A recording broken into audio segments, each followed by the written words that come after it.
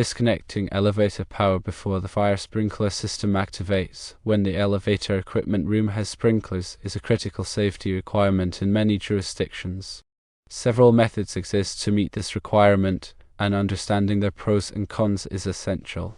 Firstly, let's examine the two primary methods to disconnect elevator power: an enclosed circuit breaker with a shunt trip, and a fusible disconnect with a shunt trip. An enclosed circuit breaker with a shunt trip offers several advantages. Firstly, it is generally considered more reliable than a fusible disconnect. Secondly, it is resettable, meaning that after the sprinkler system is activated and the issue is resolved, the circuit breaker can simply be reset to restore power. However, there are some drawbacks. Firstly, circuit breakers with shunt trips tend to be more expensive than fusible disconnects. Secondly, they may require a separate control panel, which adds to the complexity and cost of the installation. Now let's consider the fusible disconnect with a shunt trip. Firstly, it is typically less expensive than a circuit breaker with a shunt trip. Secondly, it is relatively easy to install, making it a straightforward option for many applications. However, there are also disadvantages. Firstly, fusible disconnects are generally considered less reliable than circuit breakers. Secondly, when a fuse blows, it must be replaced, which can cause downtime and require the availability of spare fuses. In terms of price difference, circuit breakers with shunt trips are typically more expensive than fusible disconnects with shunt trips. The exact price difference can vary depending on the specific models and features, but it is a factor to consider when making a decision. It is also important to note that most elevator controllers do not have a built-in shunt trip. Instead, they require an external shunt trip device to be installed. This device is responsible for tripping the circuit breaker or fusible disconnect when the fire sprinkler system is activated. Regarding elevator manufacturer controllers, major elevator manufacturers typically provide their own controllers. However, some smaller manufacturers may use controllers from third-party suppliers. Regardless of the controller's origin, it is crucial to ensure that the shunt trip device is compatible with the elevator's electrical system. Based on reliability and ease of maintenance, an enclosed circuit breaker with shunt trip is often the preferred method to disconnect elevator power before the fire sprinkler system goes off. While it may be more expensive upfront, its reliability and resettable nature can save time and money in the long run. To meet the requirement of disconnecting elevator power before sprinkler activation, you can follow these steps. 1. Identify the elevator equipment room and determine if it has sprinklers. 2. Install a shunt trip device on the circuit breaker or fusible disconnect that supplies power to the elevator. 3. Wire the shunt trip device, connecting it to the fire sprinkler system's detection circuit. Ensure that the shunt trip device is rated for the electrical load of the elevator. Oversizing it is safe in this circumstance. It is important to test the shunt trip system regularly to ensure proper operation. Regular testing can identify any potential issues before they become critical. Inform the elevator maintenance company of the shunt trip system installation. This ensures that they are aware of the system and can properly maintain it.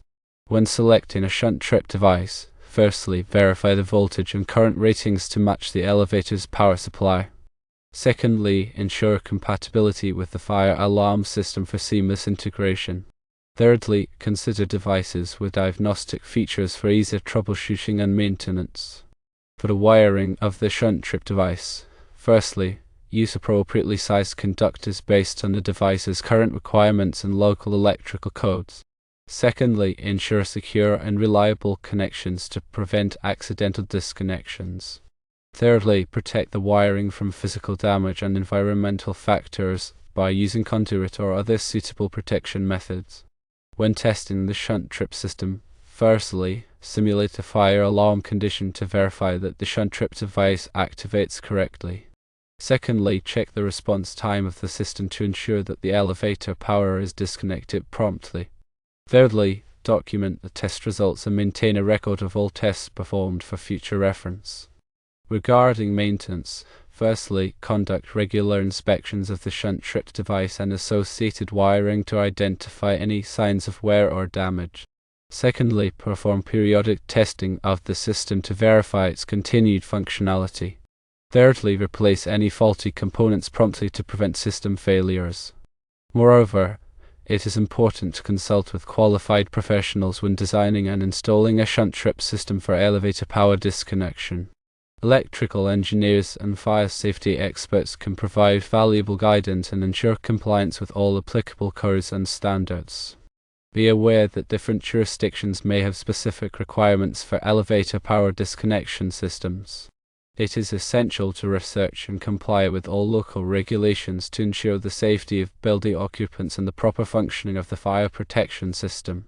Always prioritize safety and compliance when working with electrical and fire protection systems. Improper installation or maintenance can have serious consequences. Consider future expansion or modifications when designing the shunt trip system. This will help to avoid costly upgrades or replacements in the future. Keep detailed records of all system components, wiring diagrams, and test results. This information will be invaluable for troubleshooting and maintenance purposes. By following these guidelines, you can effectively disconnect elevator power before the fire sprinkler system goes off, ensuring the safety of building occupants and complying with local building codes. Remember that working with electrical systems can be dangerous. If you are not qualified to perform the work, consult with a licensed electrician. Consider the specific needs of your building and elevator system when selecting a shunt trip device. Factors such as elevator type, building occupancy, and fire protection system design can all influence the choice of device. Regularly review and update the shunt trip system as needed. Changes in built-in codes, elevator technology, or fire protection systems may require modifications to the system. By staying informed and proactive, you can ensure that the elevator power disconnection system remains effective and compliant. Shunt trip breakers offer benefits such as remote tripping, overload protection, and short-circuit protection. The breakers are also reusable after a trip. Fusible disconnects are simple, reliable, and cost-effective, but they require manual replacement after a fuse blows. Circuit breakers with shunt trips are best suited for high-traffic elevators and critical applications, while fusible disconnects are ideal for low-traffic elevators and less critical applications. Shunt trip circuit breakers typically have higher upfront cost. However, they offer long-term benefits such as reusability and remote operation. Fusible disconnects have low upfront costs, but they require fuse replacement, which can add to the overall cost of ownership. Shunt trip circuit breakers require more complex wiring and installation. It may require a control panel and a dedicated circuit. Fusible disconnects have simple wiring and installation. It can be easily integrated into existing electrical systems. Consider ease of maintenance when selecting the type of shunt trip. Shunt trip circuit breakers require minimal maintenance. However, they may require periodic testing and inspection. Fusible disconnects require periodic fuse replacement, which can be time-consuming. Consider the overall safety when selecting the shunt trip. Shunt trip circuit breakers have advanced safety features such as overload and short-circuit protection. Fusible disconnects provide basic protection against overcurrent. Check the local electrical codes when installing. Firstly, verify that the shunt trip system meets all applicable local electrical codes and regulations. Secondly, obtain necessary permits and approvals before starting the installation. Thirdly, ensure that the installation is performed by a qualified and licensed electrician. Document all the procedures that are being done. Firstly, create detailed documentation of the shunt trip system design, installation, and testing. Secondly, include wiring diagrams, component specifications, and test results. Thirdly, maintain a record of all maintenance and repairs performed on the system. Notify the elevator company. Firstly, inform the elevator maintenance company about the installation of the shunt trip system. Secondly, provide them with all necessary documentation and training. Thirdly, ensure that they are familiar with the system and its operation. Train the building personnel. Firstly, train building personnel on the operation of the shunt trip system. Secondly, educate them on the procedures to follow in case of a fire alarm. Thirdly, Conduct regular drills to ensure that everyone is familiar with the system. To maintain the system, inspect it regularly. Firstly, visually inspect the shunt trip system regularly for any signs of damage or wear. Secondly, check the wiring connections for looseness or corrosion. Thirdly, replace any damaged components immediately. Test the system periodically.